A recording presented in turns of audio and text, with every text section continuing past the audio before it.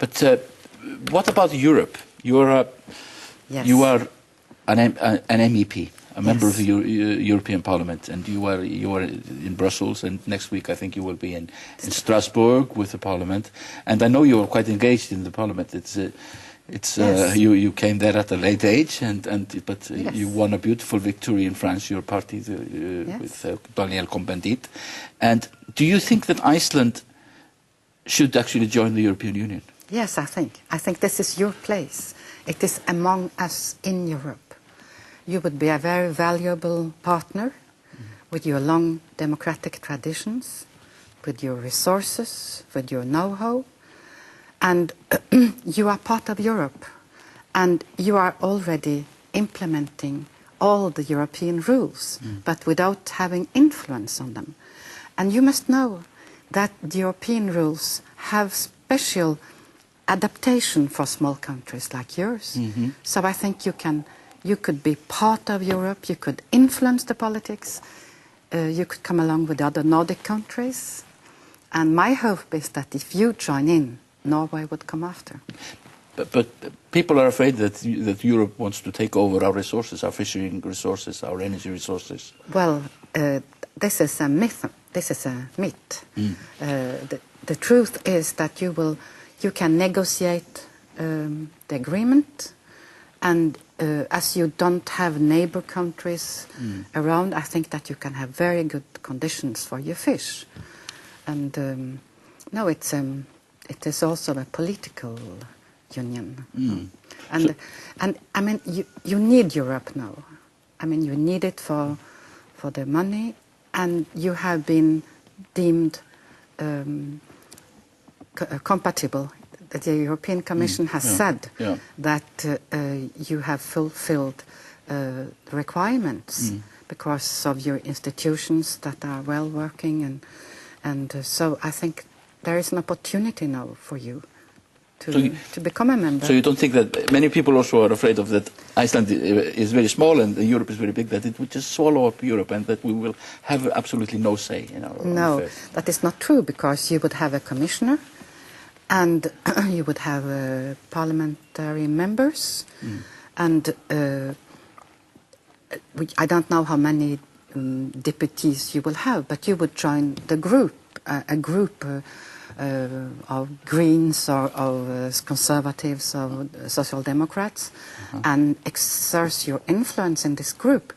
And what I can testify is that the Greens, and we are a very small group, we have a lot of influence within the European Parliament because our ideas are good and because we have clever people. And so I think that the influence is not only due to the number, and also to take into account that you are already applying all the European rules. So what you will win is the possibility to influence them.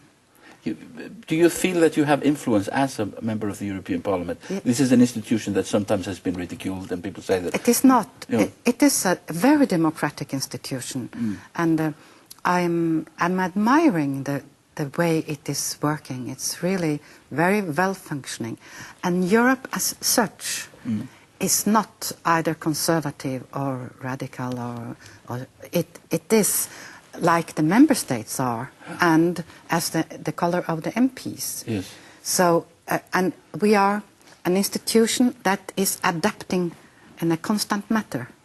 It is not a finished institution.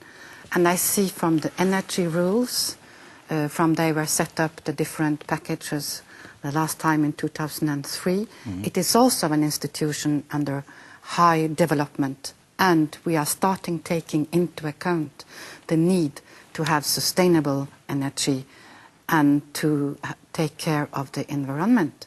We are not yet there, but we are struggling for it, and we need you with your strong people to come and help us. So do you find idealism there? Yes, I do. Yeah. I do. I do find a lot of very competent people that do have a vision for our common future. And we have to understand that Iceland will have no influence of the common future of the world, only from here. But being a member of the European Union, Europe as such, we can have an influence. We are still a weak institution, but we are improving every day. But I think, well, we had a wake-up call in 2008. In Iceland, it was more than a wake-up call. We were just punched in the face. But it seems that nobody is taking notice anymore. That there was a financial crisis, and everybody said, now we will reform the way capitalism works, the institutions. But now everywhere people seem to be rather back to the same old ways. Isn't that terrible? Yes, it is. Yes, and we are constructing new bubbles. This time it is on commodities, even on agriculture commodities. Yes, basic needs. Basic needs are object of speculation, and this must be stopped. This must come to an end. We, the ecologists, we are working for that, and we will need your support. We have been working on new financial regulations within EU, and all the radical new ideas were from the Greens. Yes. I'm afraid that there is a compromise to be signed today. I'm afraid that we are not winning it. No. Because of the very conservative forces that are out there, because England has a huge financial industry. Yes. They do not want to lose influence or money from this industry, and this industry is not the friend of people. England is an offshore haven. Yes, it is. Yeah. Yes. So we have to do something about it, but we have to do it together. Yes. To end, I would like to speak about the French presidential election. It is clear now that you will be running. What is clear is that I'm a candidate to become the candidate for the Greens. Yes. But you seem to be doing rather well in the French media and in the French with the French people. Well, people are kind to me yet because I'm still very small. Yes. Yes. But you know, I will make, if I am the one chosen, I will make this campaign very collective. I see myself as a spokesperson for the political ecological ideas. Yes. I'm inheriting 30 or 40 years of knowledge, and so it's not only a personal struggle. I mean, it's a collective game. But President Sarkozy is having problems, and now he's even throwing out the Roma people, and he's sort of dabbling with the far right, and then the other candidate of the socialist, he's like the figurehead of international capitalism, Dominique Strauss-Kahn, the chairman of the International Monetary Fund. I have criticized him often because he hasn't had the decency to come here to speak to the Icelandic people, which I think he should in person, because he's very involved in the French elections, becoming president of France. But these are the other candidates. Well, that is the choice of the socialists, and that is their problem. So I don't know whom they will choose. Yes. But it will be a very open election, and I think that people are really hoping for something new to happen, and the time has come for us to realize that we cannot go on with the dream of an eternal growth in economy, and this growth will settle our problems, because there will be no growth anymore. It cannot be. And we have to go over to sustainability, and we must create more justice now with the world like it is.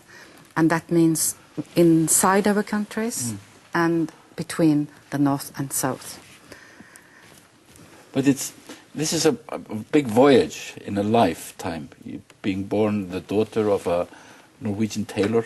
Yes. In Grünerløkka, or yes, Grünerløkka, which is not a rich neighborhood of Oslo, and going to Paris as an au pair, marrying into a very bourgeois family, and then becoming running for president of France. That is something you wouldn't think of. This is also why I accepted the request of my friends, because I thought it was kind of unbelievable story. And I think that a lot of people can recognize themselves in this story. And I think if the society is so open that it is possible to be a foreigner, to have been doing your studies in the country, to become a judge, this was already quite unusual. I'm not sure that it would be possible in Iceland. So I think this is also the good side of France. Yes, the acceptance, Yes. The acceptance, l'accueil, yeah. the integration. Yeah. I mean, this is also a beautiful picture of France, isn't it? Yes. So, but while you're at it, I hope you will think fondly of us in Iceland and maybe Yes, I maybe will. come and visit us sometimes. And I will come. I promised my substitute here, Jon Torresson, without whom not anything would have been possible, that I will come up twice a year. Okay, thank you, Eva Joly. you. Thank you for Thank your you. time.